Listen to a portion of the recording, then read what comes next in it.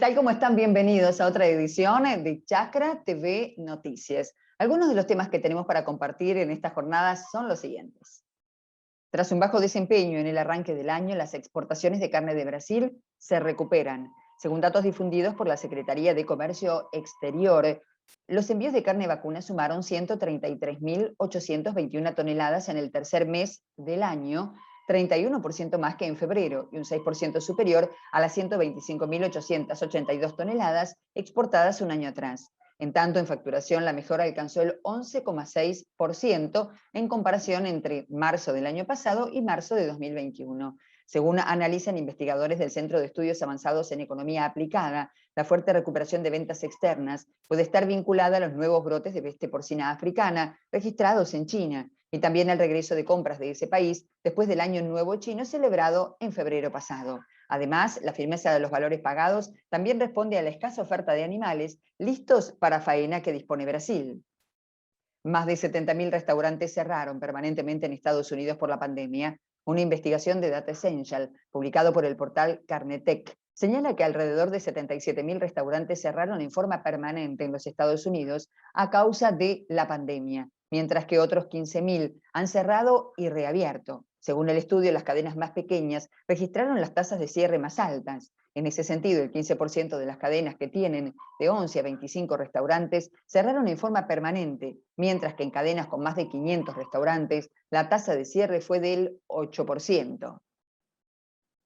Desde el punto de vista del ENSO, el otoño 2021 evolucionará en un escenario neutral levemente frío. Así lo indica un informe de la Bolsa de Cereales de Buenos Aires, que agrega que al mismo tiempo los vientos polares volverán a hacer sentir su influencia. Las tormentas cordilleranas se activarán con vigor, aportando humedad al oeste de la Patagonia y beneficiando parcialmente al sudoeste de la región pampeana, pero inundando el interior del Cono Sur con aire fresco y bajo contenido de humedad, de manera que solo las zonas más próximas al Océano Atlántico recibirán buenos aportes de humedad. Este proceso producirá cortos e intensos descensos térmicos, pero sin causar heladas otoñales tan intensas como en la temporada anterior.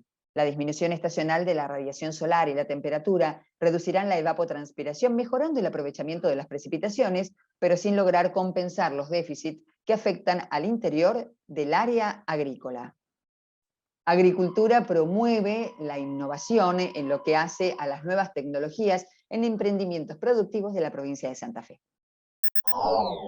Estuvimos acá en la zona de Venado Tuerto y Santi Espíritu, fuimos a Santi Espíritu a ver el arrancado de maní, la cosecha de maní en algunos otros lotes y después fuimos a ver la cosecha de soja y la tecnología aplicada, lo mismo en el maní. Esta es una zona que está viniendo el maní de Córdoba, se está expandiendo para acá, para el norte de La Pampa, para San Luis, ahora para Buenos Aires y en Santa Fe. Así que es una zona en franca expansión y con unos muy buenos rindes. Es interesante que vean en situ, en el lugar donde se produce y se trabaja. Realizamos todos los cultivos, maíz, soja y principalmente maní. Argentina está a la vanguardia con la agricultura. Hay agricultura de precisión, con los pilotos, con GPS. Estamos a nivel de los mejores países del mundo.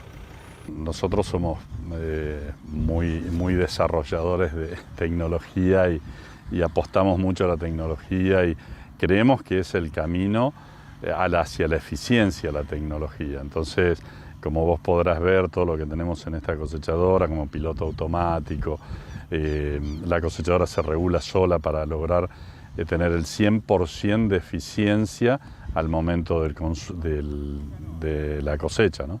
Luego vinimos acá a Venado Tuerto a hablar del tema Actech con una serie de vecinos, gente de APRESID, gente del gobierno de Santa Fe, planteando la problemática de los periurbanos, tomando como ejemplo Venado Tuerto, y lo debatimos y desde ya el debate fue muy positivo. La gente aportó en forma propositiva el tema y logramos algunos consensos y el principal es que la solución viene por lado de la tecnología. La verdad que fue una reunión muy productiva, muy buena. Nosotros, todo esto enriquece, había productores, había profesionales, había miembros del Consejo Deliberante y la verdad que es muy interesante que empecemos a darnos estas discusiones para poder resolver la problemática que se genera con esto de los periurbanos. Lo que se trató fue que la presentación, la problemática del periurbano, hay una sola, creo yo, una forma muy buena para resolverla, que es con la aplicación de tecnología, y esto, aquí intervienen básicamente muchas AgTech, por eso vino Andrés Méndez, que es el director de tecnología agropecuaria, digamos, del Ministerio de Agricultura y Ganadería de la Nación, con lo cual, vuelvo a decirlo, fue muy enriquecedor para nosotros porque nos da una gran cantidad de herramientas que nos sirven para ir pensando planes donde mejorar y trabajar para el bienestar de los santafesinos.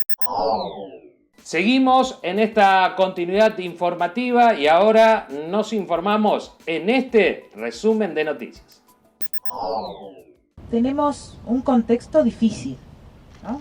Un contexto que nos ha desafiado como sociedad. Y a la vez tenemos este escenario. Entonces, combinamos lo urgente, tenemos que atender la urgencia, lo inmediato, la agenda del día a día, que está muy marcada por la pandemia. Y después tenemos políticas de mediano y largo plazo que no pueden discontinuarse. Entonces, este ha sido el gran desafío, creo, de la sociedad. Nosotros como gobierno y después cada uno de los productores, cada uno de los emprendedores, los empresarios y todos los distintos sectores de la sociedad. Entonces, esto es la muestra de que no olvidamos las políticas de mediano y largo plazo para el sector. Tenemos un compromiso que lo asumimos en cuanto inició la pandemia el año pasado, que fue rápidamente adaptarnos, adaptar la sociedad, adaptar los protocolos, adaptar los modos de producción para no discontinuar la actividad productiva. Vamos a empezar a entregar estas máquinas que son un orgullo de la producción argentina y además, que significan que el campo sigue vivo y que muchos de los chicos jóvenes que dudan de irse o no irse, de abandonar su chacra, la chacra de los padres o no, bueno, creo que con esto se incentivan un poquito más a quedarse. Vemos esta amplitud en las maquinarias, una enfardadora, una plataforma de cosecha y poda de la firma de Villa Regina, autoelevadores, tractores, curadoras, y creo que tenemos que ir por más. Así que creo que esto es una señal, es un mensaje. Seguimos trabajando fuertemente en la incorporación tecnológica en todas las actividades económicas de la provincia de Río Negro y creo que no podemos perder la objetividad de que somos grandes productores de alimentos. Tenemos que mejorar, por supuesto, pero ya de por sí hemos hecho un cambio muy grande en nuestra matriz productiva. Y esto lo podemos ver con cualquier provincia vecina, cualquier provincia del país. Miremos la diversidad productiva que tiene esta provincia y donde hace esfuerzo, por supuesto, para sostenerlas a todas por igual. Esa es un poco la lógica del Ministerio de Producción, donde hoy tenemos muchos actores que vienen del sector privado, que tratamos de entender la lógica del sector privado, pero que por supuesto prima la necesidad de tener políticas públicas de mediano y largo plazo, que es un poco lo que nos inculca la gobernadora. Así que bueno, muchas gracias, a disposición para corregir, modificar e inclusive potenciar lo que estamos haciendo, pero que sí claramente hay una continuidad, una mirada, donde este par de maquinarias vuelve a tener el protagonismo que tenía, con más de 50 máquinas entregadas en toda la provincia. El gobernador, acatando estas indicaciones, está movilizando toda la estructura a nivel provincial para que podamos crecer en genética, crecer en producción de carne ganadera, crecer en pasturas y en forrajes y maíz también para la alimentación, y que todas esas proteínas se conviertan en carne, digamos, y se pueda ser procesada, se le agregue valor, y si llegamos a exportarla desde la provincia por el Paso San Francisco, con el cual nos ahorramos 14-15 días de flete para llegar a Asia, que es un mercado que está hoy en auge para lo que son los alimentos que producimos en Argentina, nos daría los recursos necesarios para poder afrontar las deudas que hoy nos agobian en toda la nación y que la única forma de pagarles es con trabajo y con divisas. Que nos da un acompañamiento que es el que nosotros esperamos por parte del organismo, con las nuevas autoridades que han asumido. Así que estamos mostrando un poco la realidad de la provincia, algunos temas que tenemos planificados para ir estudiando y trabajando articuladamente. La reunión de hoy era básicamente para esto. Hoy, en este momento, estamos justo en una planta frigorífica, una de las más importantes de la provincia, en la que los dueños tienen interés que por ahí llegue a un estatus de exportación, así que estamos haciendo una ronda para ver las inversiones que sean necesarias para lograr este objetivo. Y uno de los puntos urgentes que le planteamos y que también movilizó la reunión fue la aparición de algunos casos de rabia en la provincia, en localidades donde antes no se había registrado casos, y bueno, debido a la gran superficie geográfica de la misma y a veces la dificultad de llegar a ciertas localidades, es que necesitamos articular entre el Ministerio y SENASA de forma urgente para llevarle respuesta a los productores. Hay varias normativas que se vienen modificando y que tenemos que trabajar juntos, tanto son las buenas prácticas de agricultura, como si también ahora algunas normativas que tienen que ver con el sangrado y la vacunación de brucelosis para los campos ganaderos, y también, bueno, ahora lo que se está tratando de realizar en la cadena cárnica es que el trozado se realice directamente en los frigoríficos, así que ese es otro de los motivos por los cuales estamos hoy acá, para ver que las instalaciones se puedan adecuar a las nuevas normativas. Estamos haciendo un convenio con algunos bienes que eran de SENASA y van a pasar a la provincia, entre ellos hay unas cabinas de puestos de control sanitario y fitosanitario. También estamos trabajando con una ley con los legisladores de la provincia para una cuestión de lo que son guías de movimiento de animal y vegetal y controles fitosanitarios dentro de la provincia, y sin duda tenemos que hacerlo orgánicamente para que los resultados sean mayores, ¿no? Quédate con nosotros, seguí informándote a través de toda la plataforma de Medios Chacras. Nosotros, minuto a minuto, contándote lo que está sucediendo con el mundo agropecuario. Bueno, la verdad es que estamos muy preocupados con la falta de definición sobre la ley de biocombustibles. En este momento, digamos, todo el sector de transformación, tanto en bioetanol, en biodiesel, todas las empresas y las instituciones que forman parte estamos interesadas de esto, así como también las provincias. Estamos pidiendo que se vaya a una prórroga de la actual ley.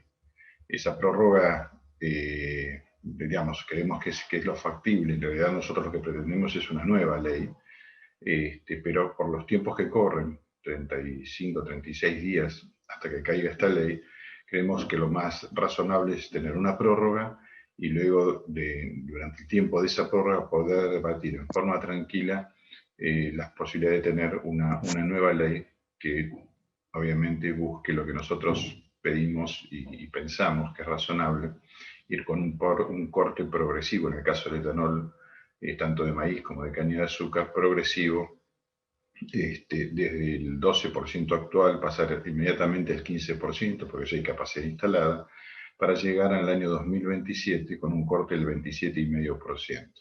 Que eso realmente sería muy beneficioso, es el mismo corte que tiene Brasil, y eso implicaría la posibilidad de inversiones entre 800 y 1.000 millones de dólares entre las plantas que tendrían que tener mayor capacidad, o sea, ampliación de plantas actuales e instalación de nuevas plantas. Y traccionaría entre 1,5 millones de toneladas que tenemos hoy de maíz de consumo de las plantas de etanol a cerca de 5 millones de toneladas. Así que vemos que esto es altamente beneficioso, y la verdad que nos preocupa la indiferencia que hemos notado y la falta de actitud con respecto a diputados de poder tratar este tema. Prórroga que ya está sancionada por unanimidad por el Senado, que representa a las provincias. Otra de las cuestiones que conversamos con el presidente de Axoja tiene que ver con una nueva ley que propusieron de parte del gobierno, pero de limitar el corte de los biocombustibles, del bioetanol, en las naftas, lo cual perjudicaría al sector, y en vez de lo que proponen ustedes, que es aumentarlo, ellos proponen bajarlo. No sé si es por el precio de las naftas o cuál es el motivo que proponen llevarlo a esta medida, a esta forma. Creo que es una falta de visión. La propuesta es una falta de visión integral de lo que son los biocombustibles, de cuál es la responsabilidad sobre el medio ambiente que tiene Argentina, sobre los pactos que firmó, que es, digamos, que tiene que hacer una disminución de emisiones de gases de efecto invernadero en forma creciente. Sí, hay un proyecto que en realidad no es un proyecto de ley, en realidad era un boceto de 2 páginas que estaba atribuido a la bancada oficialista, que disminuye el corte. Ahora, si yo estoy diciendo que con el 12% podemos ir al 15% porque hay capacidad instalada, bajar al 7%, que creo que era lo que se planteaba, es una locura, porque significa que muchas empresas van a quedar fuera de juego o van a quedar con una gran capacidad ociosa, con unas posibilidades muy, muy bajas de exportación, porque no hay competitividad en Argentina debido a todo el problema macroeconómico que sufre la Argentina.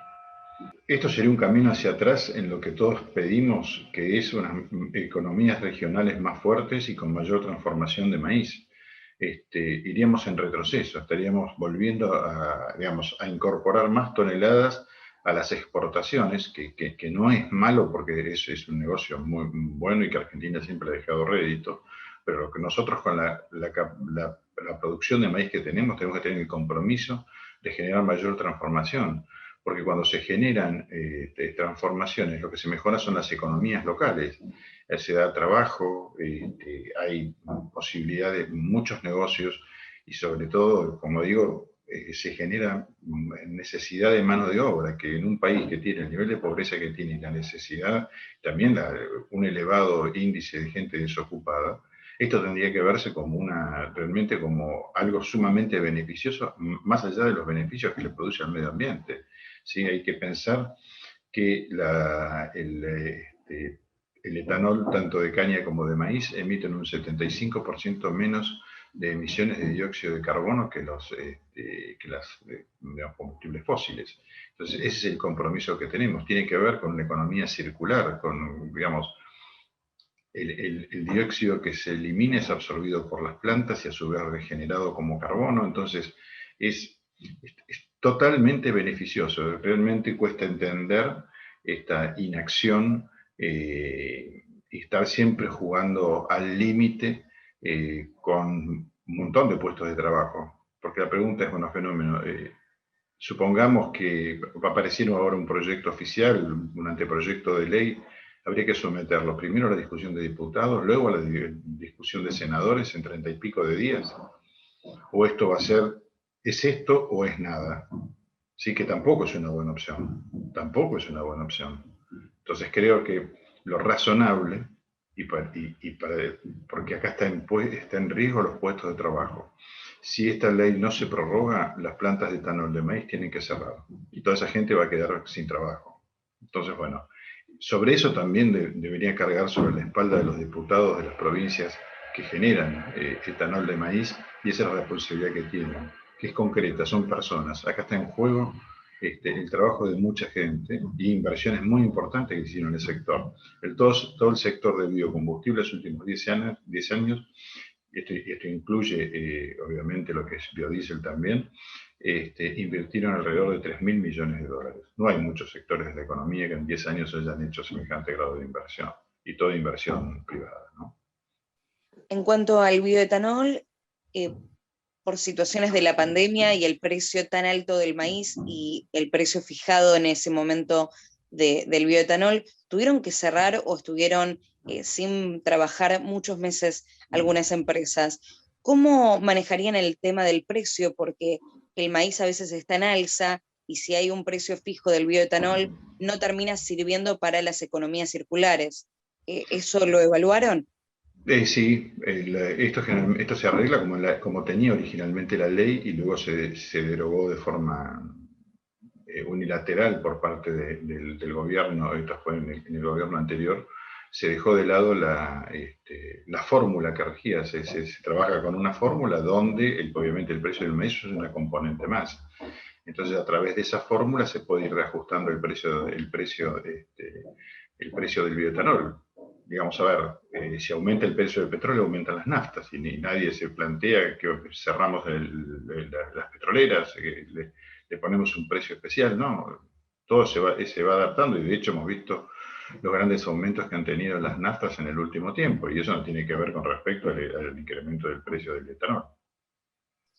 Excelente, Alberto. Y por último, me gustaría que resalte la importancia de la economía circular dentro de este circuito y de lo que ustedes realizan, y desde Maizar, ¿qué aspiraciones tienen por parte de la producción de maíz y por parte de lo que se puede llegar a hacer con el tema de la ley? Bueno, a ver, con respecto a la economía circular, para nosotros, y que es bioeconomía, y el maíz es pura bioeconomía, ¿sí? Porque tiene una gran cantidad de transformaciones, sus residuos, sus productos se pueden seguir utilizando y reutilizar y transformarlos inclusive en energía o fertilizantes, o abonos, ya sea el caso. Y obviamente desde Maizar estamos trabajando arduamente para tratar de que con otras instituciones, como lo es Axoja, como son las distintas cámaras, la Cámara de Bioetanol de Maíz, el resto de las cámaras, con el Centro Azucarero Argentino inclusive, para tratar de revertir esta situación lo más rápidamente posible, llevar tranquilidad y poder sentarnos a elaborar una nueva ley. Esa es la aspiración. Nosotros de Maizar estamos comprometidos con este tema y así lo estamos haciendo y así estamos trabajando.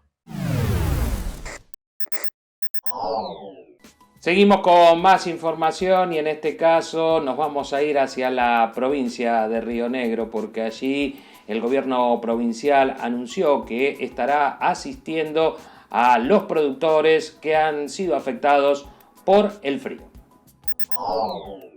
Es un convenio marco que nos permite seguir articulando y esto es una política hoy de Estado. La gobernadora nos inculcaba mucho la transversabilidad, la complementariedad dentro de los ministerios, la articulación de los ministerios. Es necesario seguir profundizándolo. Este convenio marco nos da ese marco para poder seguir trabajando en política de Estado, donde siempre tenemos que individualizar a los distintos actores con distintos beneficios y por supuesto con una llegada y una mirada desde la producción, desde lo humano, desde la salud y desde la seguridad, donde la articulación es clave. Hoy ya venimos trabajando de alguna manera con el Ministerio de Desarrollo Humano en políticas de Estado, pero creo que hoy nos va a dar un marco para seguir fortaleciéndolo y que el Ministerio de Producción pueda seguir articulando las políticas de una manera saludable, que es lo que nos ha propuesto la gobernadora. Terminado la firma del convenio de cooperación con el Ministerio de Producción y Agroindustria, algo que no hace más que reflejar el trabajo que venimos haciendo ya desde el año pasado. De esta manera, con este convenio de cooperación, nosotros lo que vamos a hacer es potenciar las capacidades del Ministerio de Producción y el Ministerio de Desarrollo Humano en pos de trabajar en conjunto para los rionegrinos y las rionegrinas. En principio, este año vamos a trabajar con una prueba piloto, que es la de proveer a los productores de subsistencia con forraje, así como lo hicimos con los aportes a las comisiones de fomento y en las municipalidades, anticipándonos al invierno. De esta manera queremos hacer lo mismo, pero con la provisión de forraje.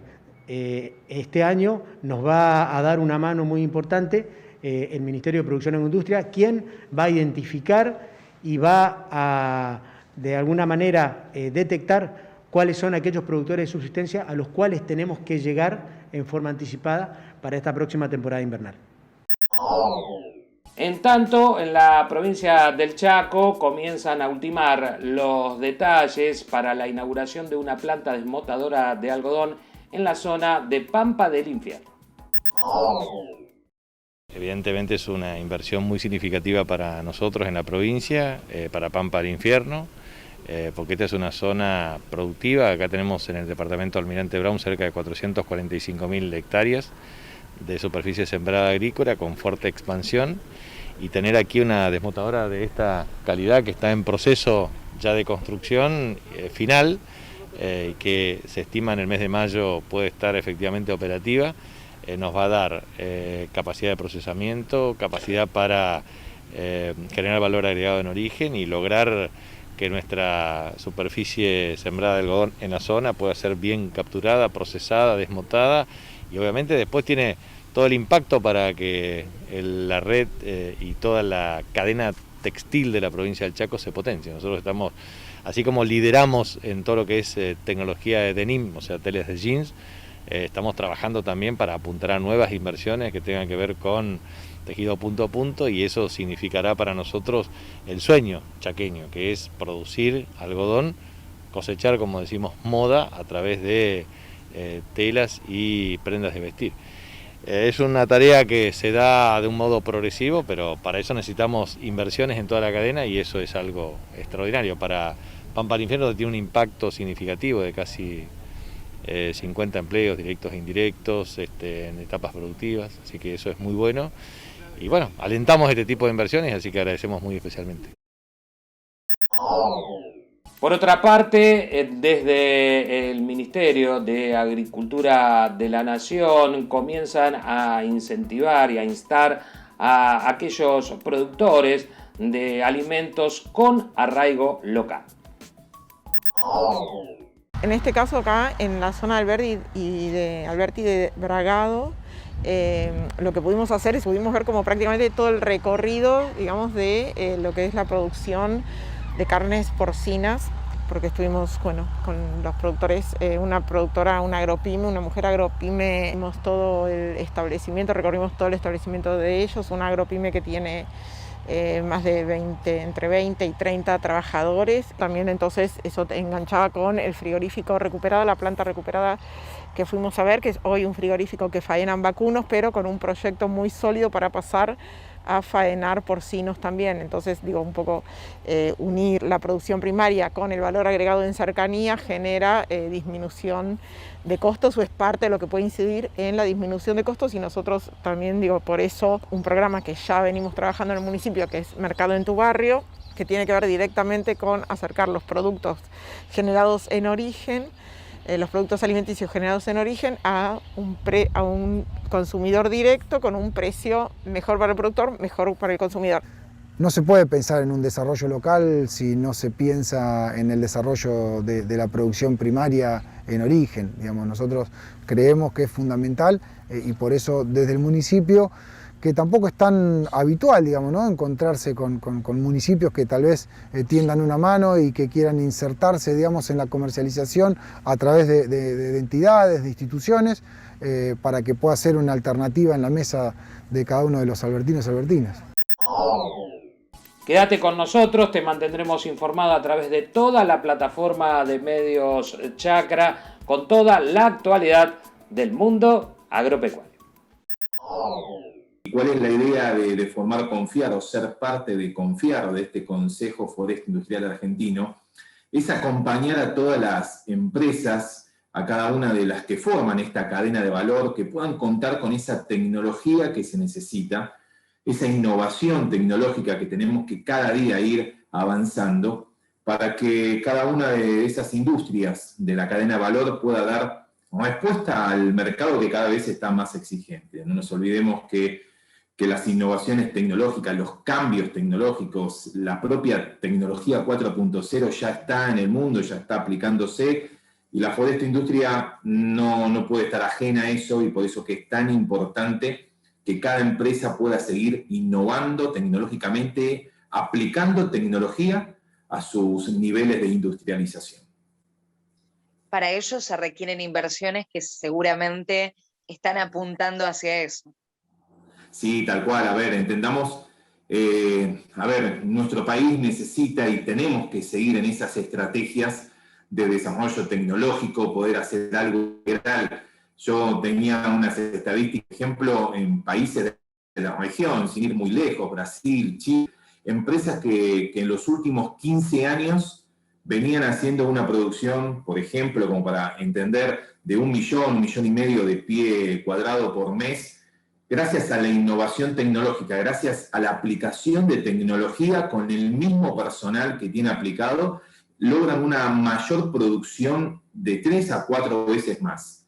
Hoy, en nuestro país, lamentablemente, tenemos empresas que tienen tecnología de punta, pero son pocas. Hay un gran porcentaje de empresas dentro de lo que es la cadena de valor, tanto sea en la cosecha, tanto sea en el aserrado, tanto sea en el secado de la madera, que no cuentan con esa tecnología de punta y se está trabajando con una tecnología que hoy ya queda obsoleta, tecnología que tiene 40, 30 años de antigüedad. Es como que si uno se preguntaría hoy si estaría dispuesto a seguir utilizando el mismo celular que hacía hace 20 años atrás, seguir usando el mismo auto que lo usábamos en el año 90 con las mismas características. Hoy la tecnología ha crecido tanto que permite una mayor producción y más que eso una mayor productividad, o sea, lograr con tecnología, lograr avances que hoy nuestros países vecinos lo están haciendo. Un promedio, Argentina está haciendo unos 2.000, 2.500 pies cuadrados por día, por persona, por operario. Chile, por ejemplo, lo está haciendo 5 veces más. Brasil, 7 veces más. Obviamente, cada día va pasando de que nuestros países vecinos van logrando una mayor productividad y en eso Argentina no puede quedarse atrás y necesita seguir innovando. Obviamente, para eso necesitamos, como bien lo marcabas, necesitamos líneas de financiamiento. Hoy en Argentina hay diferentes líneas, hay un abanico de diferentes líneas de financiamiento. Lo que pasa es que para el pequeño, para el micro, pequeño y mediana empresa, la MIPYME, a la hora de ir a sacar esos créditos que, si bien son tasas subsidiadas, tasas que obviamente en otras partes del mundo nos miran que son tasas altísimas para la adquisición de bienes de capital, para todo lo que es tecnología, para la industria son tasas muy altas, pero en el mercado argentino son, digamos, tasas de mercado subsidiadas. El problema que nos pasa hoy es que el tema de los fondos de garantía, el tema de las hipotecas, hace que esa tasa subsidiada ya no sea tan tentativa como es el ofrecimiento oficial, sino que obviamente el pequeño, el mediano productor, el industrial, que tiene quizás no una espalda tan grande para poder ir a los bancos a pedir esa línea de financiamiento, tiene que estar acompañado con fondos de garantía, con hipotecas, y eso hace que la tasa ya no quede tan buena o tan linda para poder contratar y lograr tecnología aplicada, sino que se dispara, ¿no? ¿Cómo se podría beneficiar a Sora con esta unión en confiar y cómo todos podrían apuntalar hacia un mismo camino? Sé que presentaron un documento justamente en pos de nuevas inversiones. No sé si tuvieron algún tipo de respuesta y de qué trata bien ese documento. Sí, a ver, el documento que se le ha presentado al ministro y también hay un proyecto de ley presentado para poder avanzar. Se necesita que inversiones de afuera puedan venir y tener esos cambios tan importantes que la forestoindustria necesita aplicar.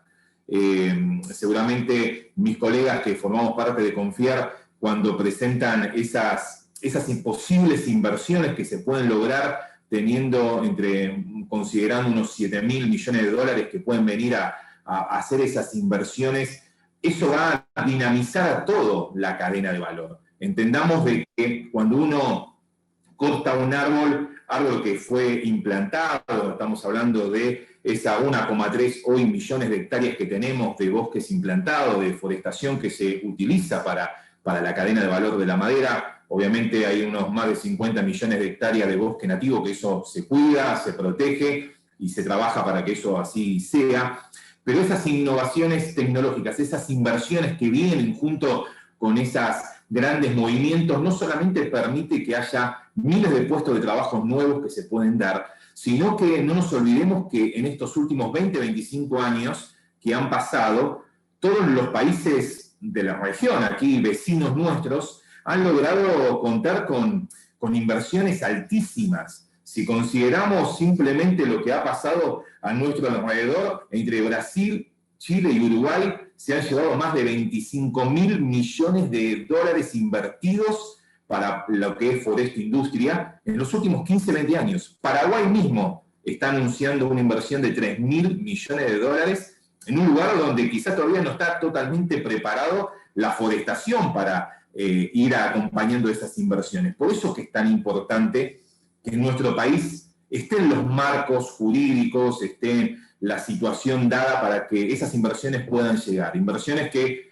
anhelamos que lleguen porque eso va a dinamizar, va a hacer que toda la cadena de valor pueda estar trabajando y eso hace obviamente no solamente que al país puedan seguir entrando dólares, sino dándole trabajo a la gente, que pueda crecer todo lo que es la cadena de valor de la madera, de la forestindustria, que tanto necesitamos que avance en nuestro país. Como te dije antes, hay empresas que tienen tecnología de punta. Hay la tecnología que se usa en Europa, hay empresas argentinas que cuentan con eso, pero lamentablemente en nuestro país no está tan homogeneizado. Hay muy pocas que tienen muy buena tecnología y eso hace que se diferencien, eso hace de que esa madera que se produce pueda ser exportada, son dólares que ingresan al país, son divisas que el país cuenta y no es poco y se está avanzando. Hay otras muchas que hacen una muy buena atención al mercado nacional, al mercado 2x3 también están exportando, pero no son grandes exportadores, pero necesitamos que toda la gran masa que está abajo, que quizás son pequeñas empresas, quizás empresas que no tienen toda esa ayuda que necesitan para seguir creciendo, al venir esas inversiones, toda la cadena se va a ver favorecida. El país va a estar favorecido porque hay un montón de cosas que hoy se están importando que podrían evitarse la importación si uno podría contar con esas inversiones que tanto estamos anhelando, empresas para que puedan estar en nuestro país, ¿no? Hubo un comentario que hiciste que me parece importante destacar, que es la preservación de bosques nativos, este cuidado del medio ambiente, este acompañamiento. Es la materia prima y entendamos que las provincias, según el último censo, si mal no me equivoco, las provincias habían indicado más de 53 millones de hectáreas de bosques nativos, pero en lo que estamos hablando de la madera que se usa, el árbol que se usa, es solamente 1,3 millones de hectáreas hoy hay, y se está buscando en un plan estratégico que se ha presentado llegar al 2030 con 2 millones de hectáreas forestadas. Son árboles que se plantan, especialmente se siembran para que ellos puedan ser usados como materia prima. Recordemos que en nuestro país, en nuestra región, por ejemplo, la provincia de Corrientes, es una de las provincias en el mundo donde se puede lograr el crecimiento del pino en un tiempo totalmente que el mundo lo mira con envidia, porque nosotros lo tenemos aquí en un tercio de tiempo de lo que está, por ejemplo, en el hemisferio norte. Hay zonas de la provincia de Buenos Aires donde el crecimiento de algunas especies de eucaliptus o diferentes lugares también de toda la que es la provincia de Entre Ríos, Corrientes, Misiones, que tienen las condiciones especiales para crecer. Recordemos que ese árbol que se planta, hay una ley 25080 que ayuda e incentiva a la forestación,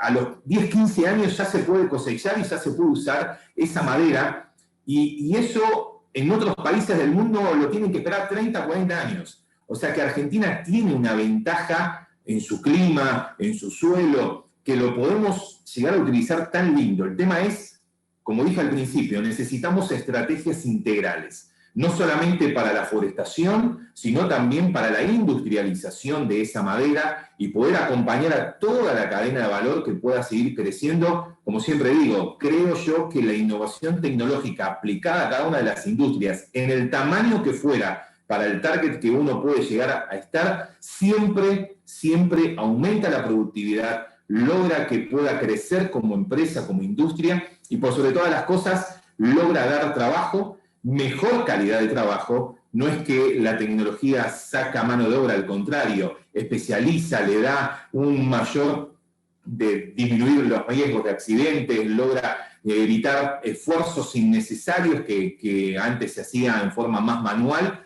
y la tecnología permite que todo eso en nuestro país siga creciendo y logramos tener lo que siempre anhelamos, esa innovación tecnológica para que las empresas crezcan. Ni hablar que contribuye con la mitigación del cambio climático, un tema sumamente importante, no solamente para nosotros, sino para el mundo, y es demandado también el demostrar que una actividad está contribuyendo a la no contaminación. Por eso que es tan importante, en nuestro plan estratégico lo hemos marcado, y eso se puede descargar el plan, en la necesidad de seguir creciendo en las hectáreas forestadas. Hoy por hoy, lo dije, tenemos 1,3 millones y anhelamos llegar a los 2 millones de hectáreas forestadas en poder hacer de que nuestro país siga contribuyendo a lo que hemos firmado, que necesitamos ir en esa lucha contra esa mitigación del dióxido de carbono y tantas cosas que necesitamos crecer hasta en nuestro país hay una empresa que ya ha marcado en esta huella de carbono, donde todo lo que tiene forestado hace de que tiene más capturación de dióxido de carbono de lo que hasta puede llegar a producir como industria. Eso es lo que necesitamos, crecer, y para eso es tan importante evitar, por ejemplo, todo lo que es el desecho dentro de la cadena de valor, cuando uno hace el corte, cuando uno tiene esos chips de madera. Antes uno podía ver, no sé, esas quemas a cielo abierto. Hoy hay tecnología para que todo ese scrap de madera pueda darle un valor agregado. El chip de madera, esas cosas que antes veíamos a cielo abierto que se los quemaba, hoy hay tecnología que se puede aplicar de nuestro país. Ya hay plantas instaladas que con el chip de madera, con esa biomasa, como se dice, se puede dar energía, tanto sea eléctrica, que está dando no solamente a las empresas que están usando eso, sino también a la ciudad o al pueblo, al lugar donde está esa empresa radicada, sino también que se puede usar como energía térmica, se puede usar para alimentación de las calderas en forma industrial y también más domiciliaria en lo que son las estufas. Hacemos aquí una pausa muy, muy breve. Enseguida regresamos.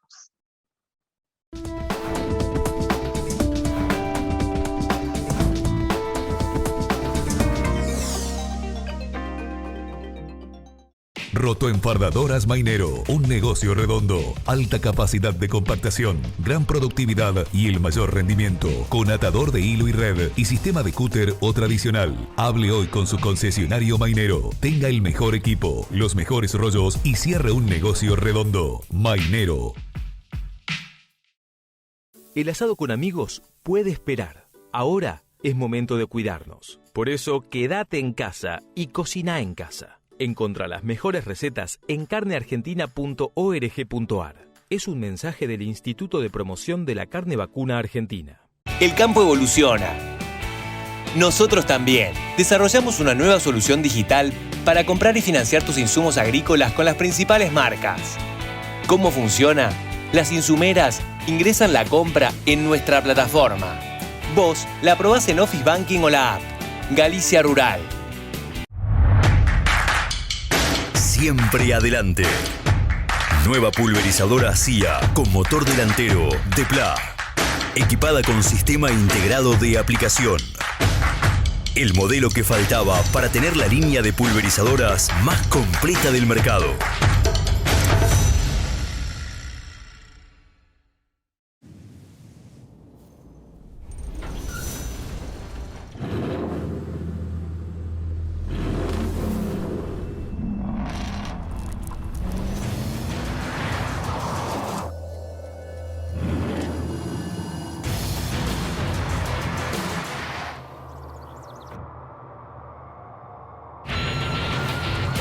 Amarok V6, la más indomable de las Amaroks.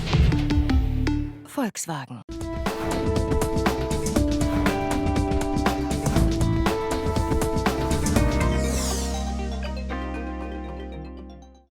La provincia de Tucumán busca impulsar las exportaciones de legumbres que se producen en su territorio.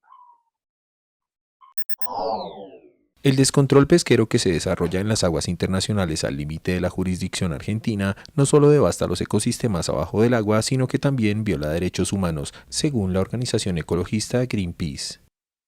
Argentina sufre la sobreexplotación de buques de pesca en el llamado agujero azul, a la altura de la Patagonia, donde arriba un 70% de barcos de China, un 20% de Corea del Sur y Taiwán y un 10% procedente de España, según la ONG.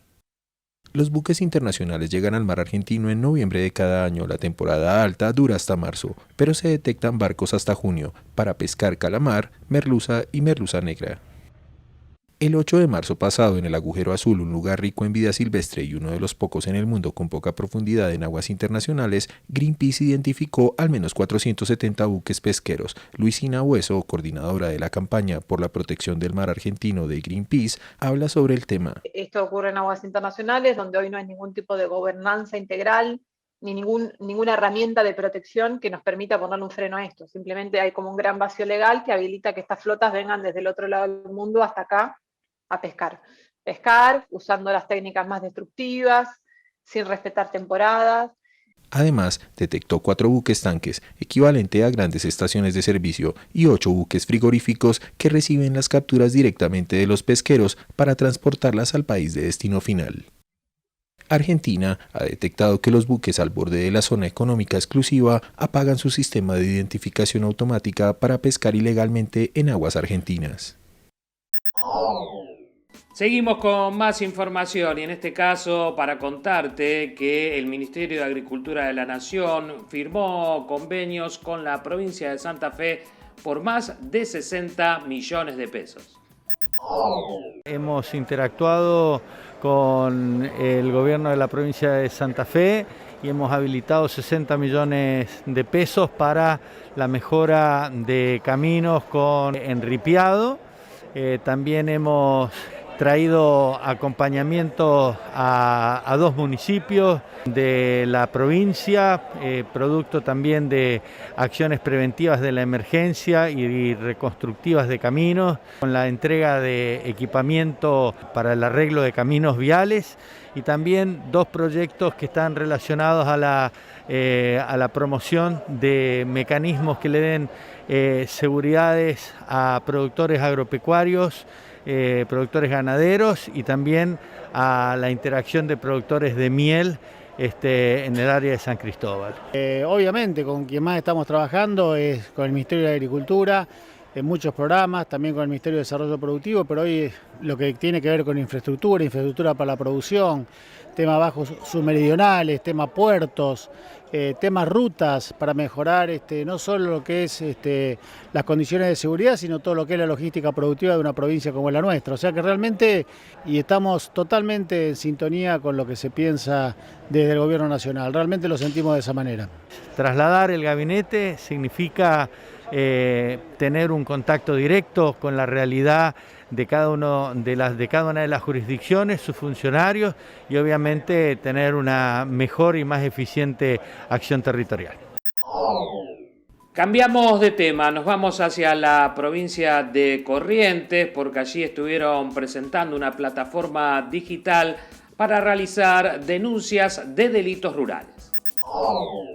Terminamos de presentar una aplicación para seguridad rural, que es un trabajo que hemos hecho con los productores, con la Asociación de Sociedades Rurales. Aquí me acompaña el señor Martín Bruso, que es el protesorero de la asociación, en representación de su presidente, que no ha podido estar acá por razones particulares, pero que le ha encomendado a él su presencia. Hemos trabajado en conjunto con ellos y hemos logrado esta aplicación que tiene que ver con la posibilidad de la denuncia que puedan hacer los productores vía web y que de esa manera se eviten tener que trasladarse, tener que ir a la comisaría, tener que en determinado momento distraer de su actividad principal, que es la producción. Es una herramienta entonces que además va a permitir a cualquier persona no solo la denuncia formal, sino dar noticias de determinados hechos o posibilidades de hechos delictivos que puedan ocurrir en zonas rurales. Esto quiere decir dar noticias, mandar una foto, todo impacta en la Dirección General de Seguridad Rural, que inmediatamente, tomado noticias, ya puede actuar en forma inmediata. ¿Funciona como canal de comunicación y la denuncia es a modo de comunicación o es ya la denuncia oficial la que uno puede hacer en la plataforma digital? La novedad es que funciona de las 2 maneras. En primer lugar, como una denuncia formal. Quien quiera hacer una denuncia formal puede hacerlo cargando los datos y enviándola a la Dirección de Seguridad Rural. Por supuesto que tendrá que formalizarse con la firma 48 horas después de presentada en forma digital, pero eso, la ventaja que tiene es que la policía ya toma conocimiento y puede actuar inmediatamente.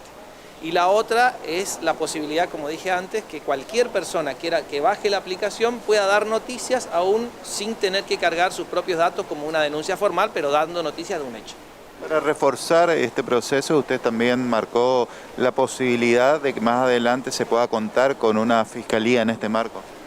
Bueno, yo señalaba que en el Poder Judicial se ha anunciado que hay un llamado concurso para crear otra Fiscalía Rural, hoy tiene una, y bueno, la interactuación de los poderes del Estado también resulta muy importante y muy trascendente para enfrentar, entre otros, este flagelo que es el delito de abigeato y que complica tanto a la producción de Corrientes en un sector en el que se ponen las mayores esperanzas para el progreso y para el desarrollo de la provincia.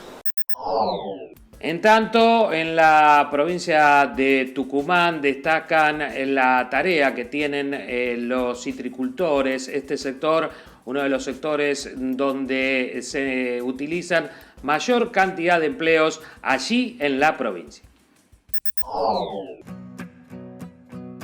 Esta es la cuna de la citricultura moderna. Tafí Viejo acá se ha desarrollado junto a los talleres ferroviarios, la industria metalmecánica que ya existía, ha sido, digamos, la industria señera de la citricultura en el norte argentino.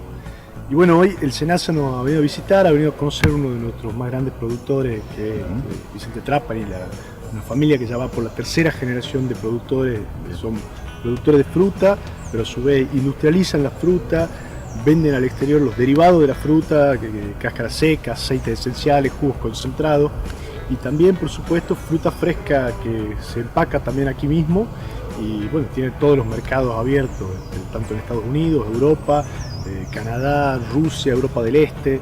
Es muy importante el desarrollo de esta empresa para el desarrollo económico de la ciudad y de las comunas cercanas, ¿no? Es el principal empleador de mano de obra en sus fincas, en sus packing, que tienen alta demanda de mano de obra. Sí. El limón tiene la enorme particularidad de que no está mecanizada su cosecha, por lo tanto es sumamente importante para la ciudad el trabajo de esos cosecheros y el trabajo de los embaladores y los clasificadores aquí en el packing. Quédate con nosotros, en un ratito estaremos regresando con más información. Como hace poco, el día 22 pasado, se conmemoró el Día Mundial del Agua. Trajimos unos datos sobre la mesa sobre cómo creció el riego en el mundo. En ese sentido, desde 1970 hasta la fecha, el riego en el mundo prácticamente triplicó su superficie. Hoy hay 328 millones de hectáreas bajo riego. Argentina mantuvo más o menos constante ese valor desde esa época en alrededor de 1,5 millones de hectáreas. El último censo nacional da algo menos de 1.400.000. Y bueno, el riego complementario para las zonas húmedas en Argentina puede ser una herramienta muy importante para dos cuestiones. Una es para estabilizar los rendimientos, garantizando siempre como un rendimiento mínimo, ¿no? Y lo segundo es que esos milímetros adicionales de riego tienen mucho más productividad. O sea que con muy pocos milímetros adicionales se puede generar una respuesta muy importante en la producción de granos en las zonas, por ejemplo, en la zona húmeda y subhúmeda, ¿no?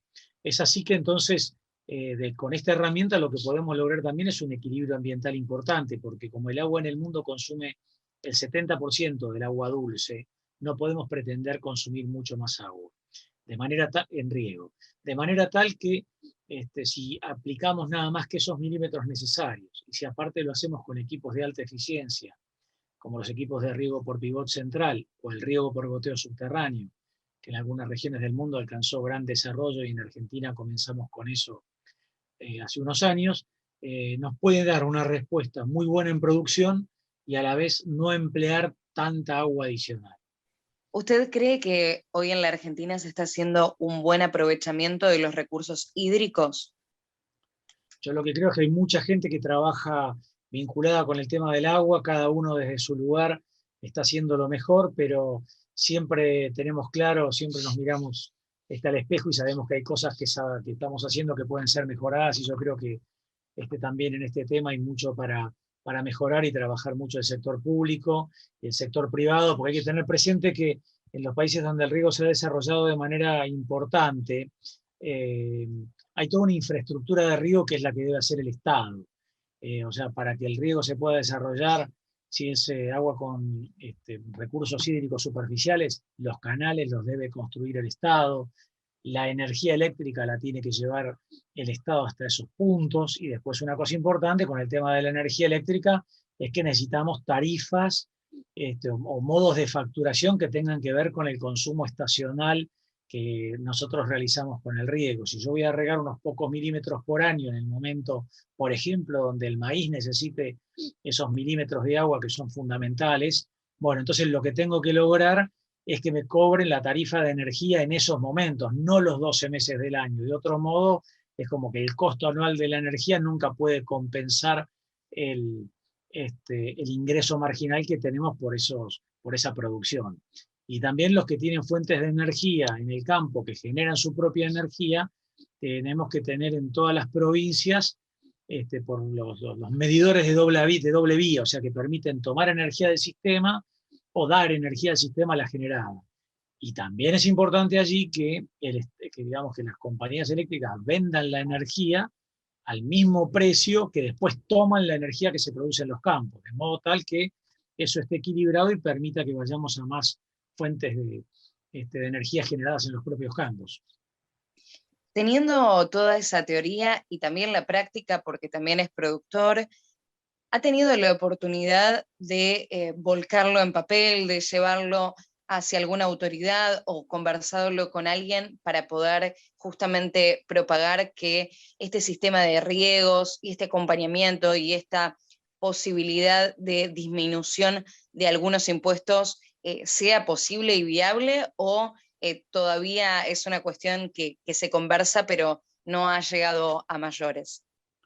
Bueno, nosotros este tema del costo de la energía lo han trabajado muchos sectores, en especial de agricultura, de los de producciones intensivas y los que dependen mucho, los que riegan todo el año, por ejemplo, todos los casos de fruticultura, y tanto en el gobierno anterior como en este hemos llevado nuestras iniciativas con el tema de la energía eléctrica, que para muchas producciones que son electrodependientes, literalmente, por ejemplo, los que están en La Rioja, en Catamarca, y que no solamente tienen que regar porque tienen muy pocos valores de lluvia anuales, sino que aparte el agua es de acuíferos que está a mucha profundidad, entonces para ellos es muy importante tener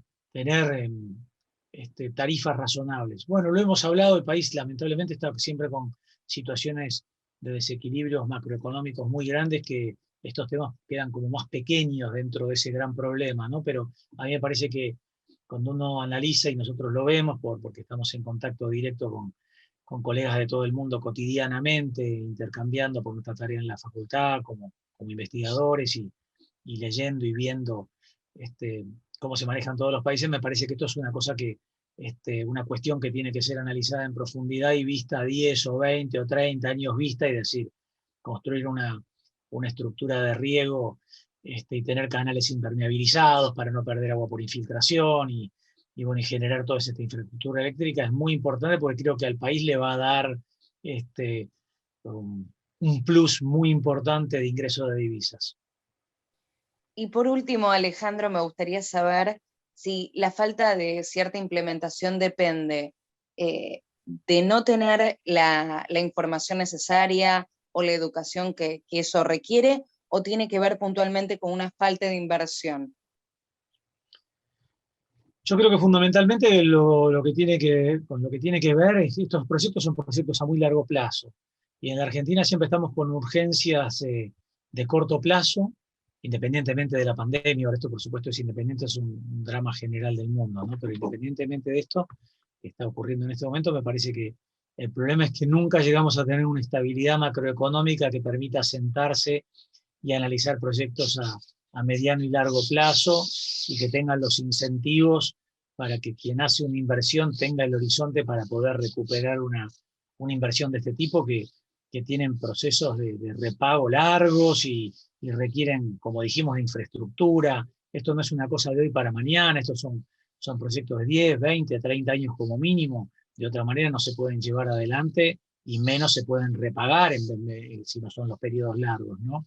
Así que esto es, como siempre se dice, parte de una política de Estado, de una cosa mucho más ambiciosa y larga en el tiempo, pero me parece que es muy necesaria para que la gente se pueda desarrollar en los lugares donde por ahí nació, en el interior, y que pueda quedarse en la provincia que vive y que le gusta vivir, pero que tenga un horizonte de producción y de productividad que a la vez genere la estabilidad, para que cuando después se habla de generar más valor, bueno, para generar ese valor adicional lo que tengo que garantizar es la materia prima original.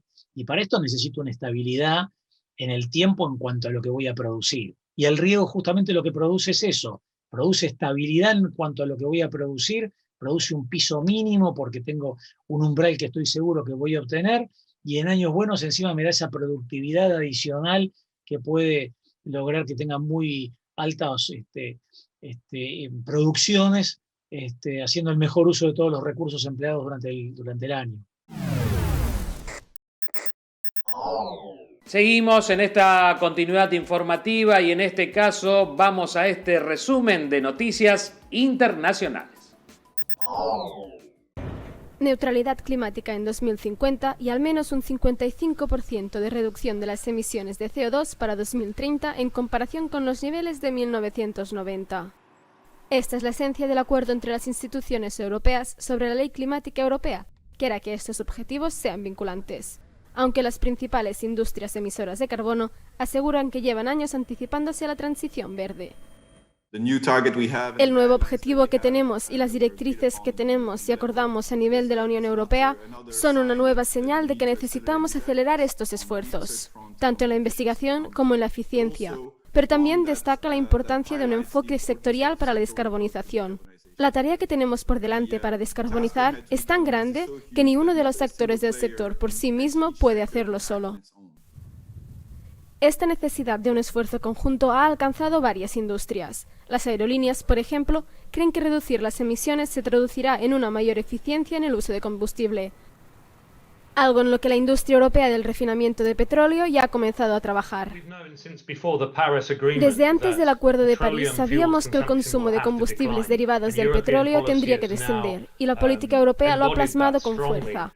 Nuestra respuesta será encontrar nuevas formas de producir combustibles líquidos que no utilicen el petróleo. Sabemos que una gran cantidad de petróleo utilizado será reemplazado por la electrificación y el hidrógeno, pero no todo, y en particular la aviación, el transporte marítimo y algunos transportes pesados por carretera aún podrán beneficiarse de un combustible líquido, elaborado de manera renovable y sin petróleo. Los representantes de la industria piden que los nuevos objetivos climáticos se traduzcan en políticas concretas para cada sector. Una tarea difícil, pero que será lo que marcará el rumbo hacia la neutralidad climática. Pero Greenpeace define el acuerdo como vacío y cree que los objetivos no son suficientes para cumplir con la meta climática. Por un lado, tenemos lo que la ciencia requiere, y ese es un objetivo de reducción de emisiones de al menos el 65% para 2030, si queremos evitar el peor impacto de la crisis climática.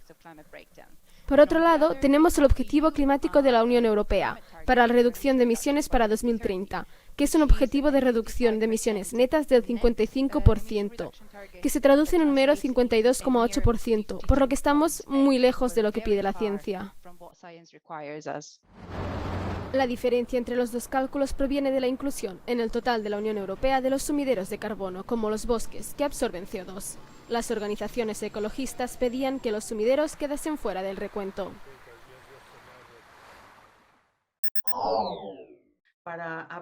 La Comisión Económica para América Latina y el Caribe, CEPAL, instó el miércoles a los países de la región a mantener una política fiscal expansiva para impulsar la reactivación económica y mitigar así los efectos de la pandemia del nuevo coronavirus, COVID-19.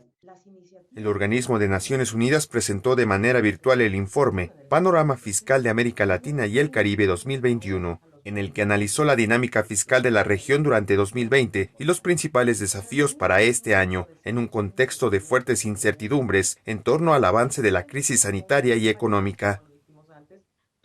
En esta línea, la secretaria ejecutiva de la CEPAL, Alicia Bárcena, destacó en el lanzamiento la importancia de extender los paquetes de medidas fiscales durante 2021 ante la fragilidad del proceso de recuperación económica y para continuar mitigando los efectos sociales, productivos y económicos negativos de la pandemia.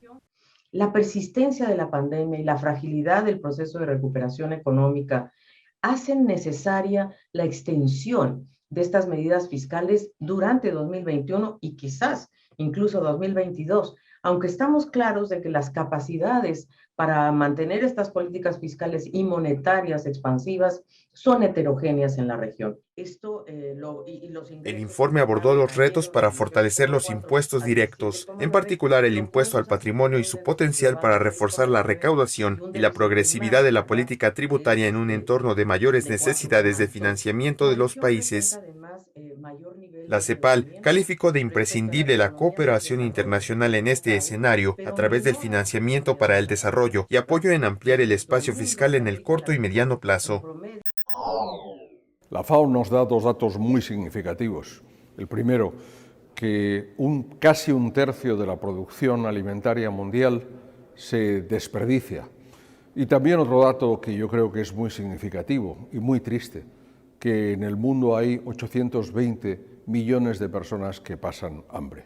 Estos dos datos nos deben llamar a la acción frente a ellos, pero también frente al cambio climático, que tiene una relación directa porque de todo el desperdicio alimentario mundial prácticamente proceden un 7% de todas las emisiones de efecto invernadero.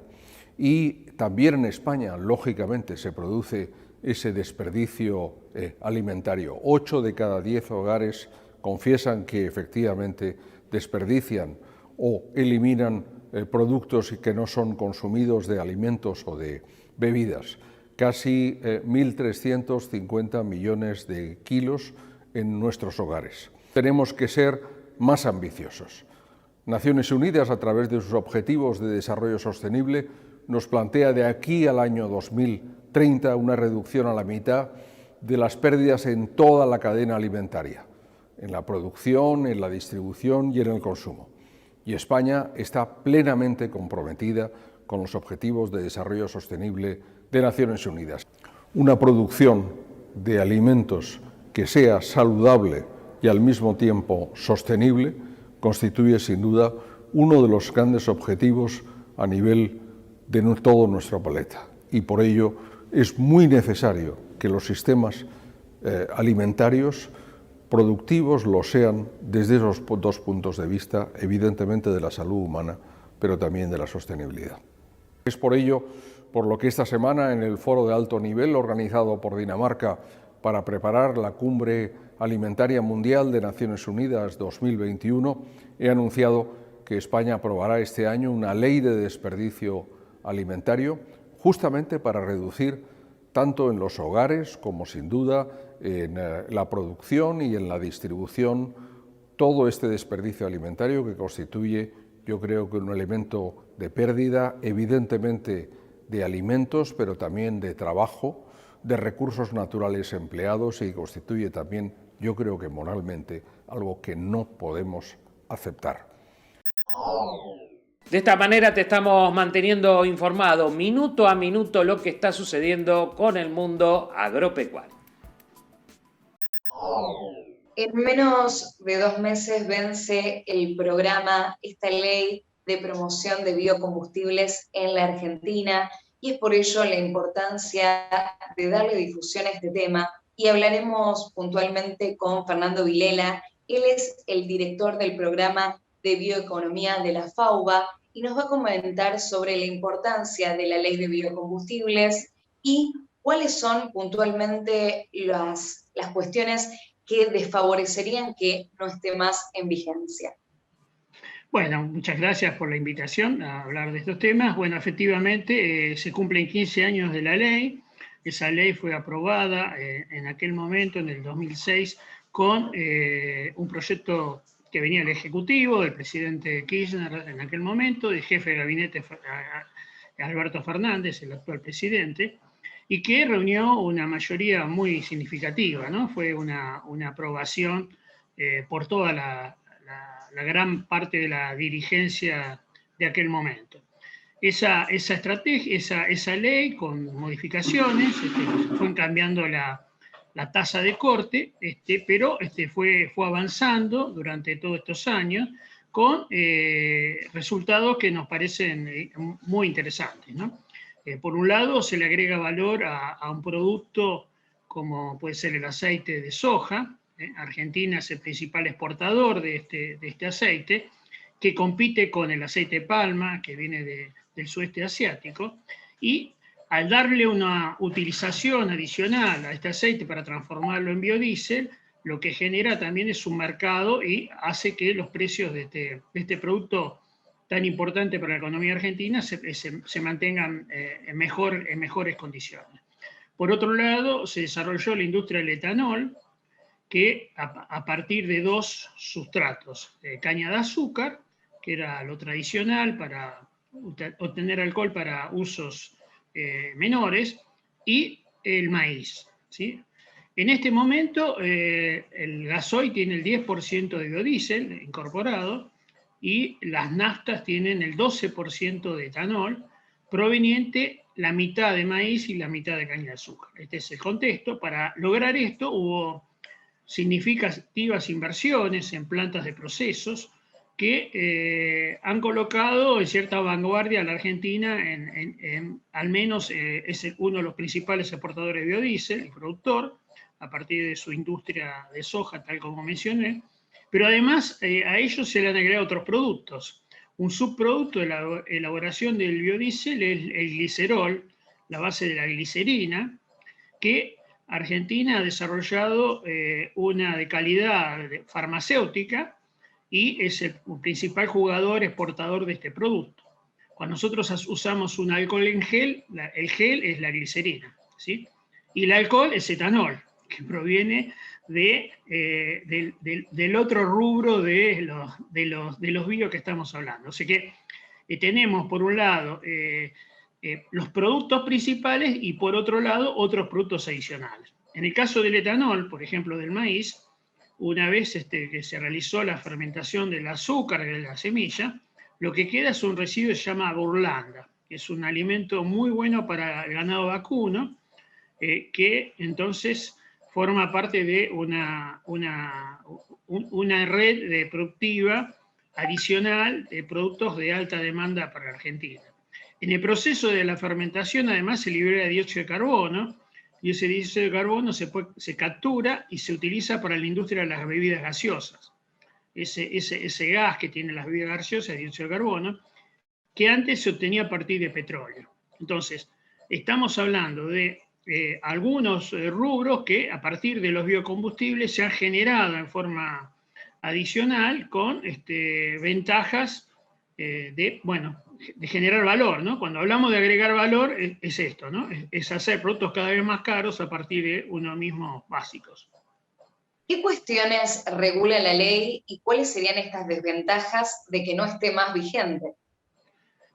Si no desaparece la ley, desaparece el mandato de corte, ¿no? Que es este porcentaje que deben incluir las naftas, ¿no? Un elemento central para tener en consideración es que desde el punto de vista ambiental, estos productos de base biológica son sustentables y la huella de carbono que generan es muy baja.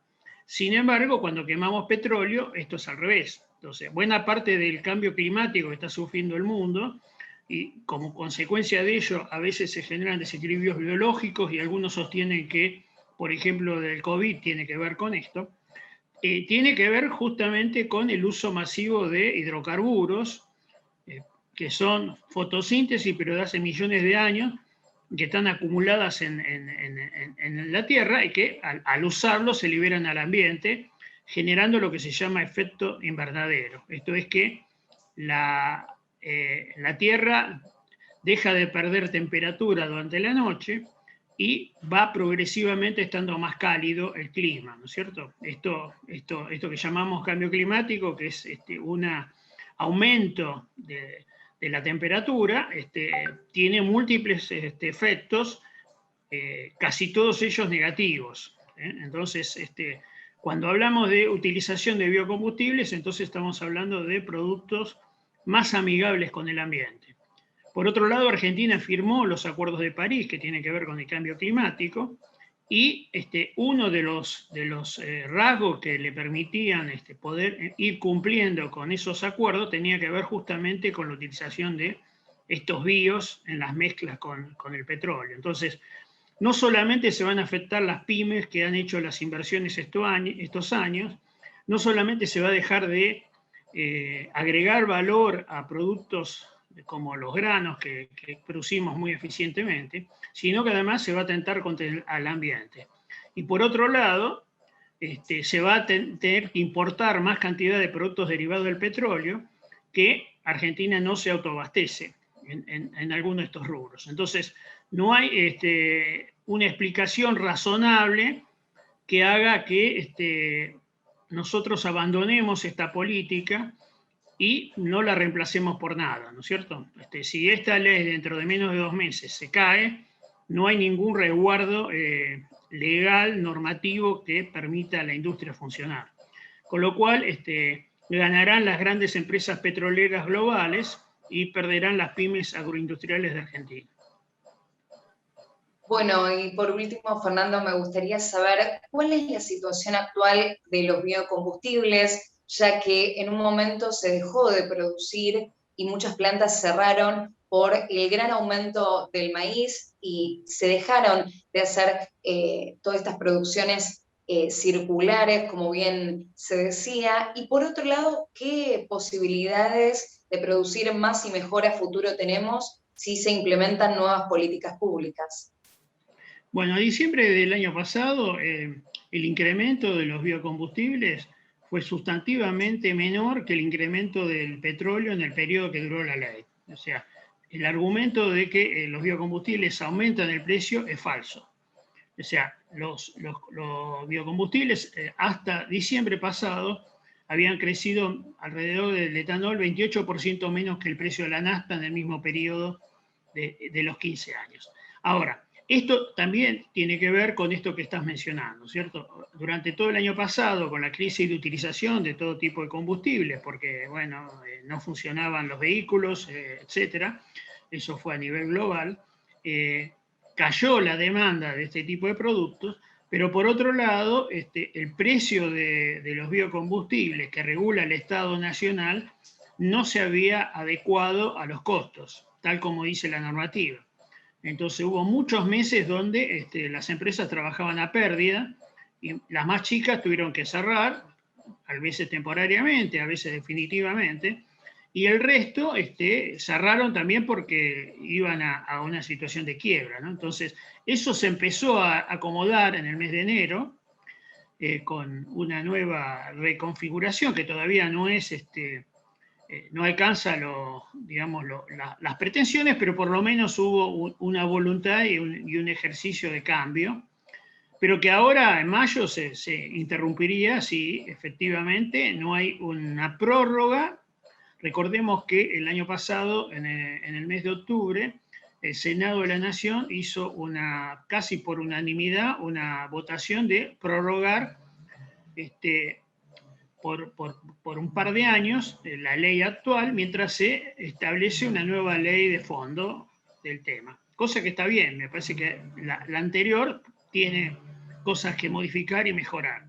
Ahora, en la última sesión de diputados, de ordinarias del año pasado, había muchos temas conflictivos y el presidente de la Cámara, Sergio Massa, pidió que este tema no se tratara, porque se iba a incluir en las extraordinarias del verano, y él comprometía eso. La verdad que no se cumplió esto, nunca apareció en extraordinarias, y ahora en este momento hay algunos sectores políticos que han planteado la necesidad de una reunión extraordinaria para tratar específicamente este tema. Bueno, eso está por verse, hay bastantes presiones, y eso es transversal a los bloques, no es solamente de la oposición, sino que también hay muchos diputados oficialistas o que acompañan el oficialismo de las provincias que están afectadas por este tema, ¿no? Estamos hablando de Córdoba, de Santa Fe, de Tucumán, etcétera, ¿no? Las provincias que tienen un sustrato agroindustrial y que esta falta de continuidad generaría perturbaciones hacia el interior de esas provincias. Muchas gracias, Fernando, y bueno, guardaremos cualquier novedad que surja respecto de la ley de biocombustibles, que esperamos que sea favorable, por supuesto, para todos los productores de nuestro país. Final para esta edición de Chacra TV Noticias. Como siempre, gracias por acompañarnos y recuerden que todo el día, todos los días, pueden encontrar la información que necesitan y quieren conocer en la plataforma de medios agropecuarios Chacra. Gracias.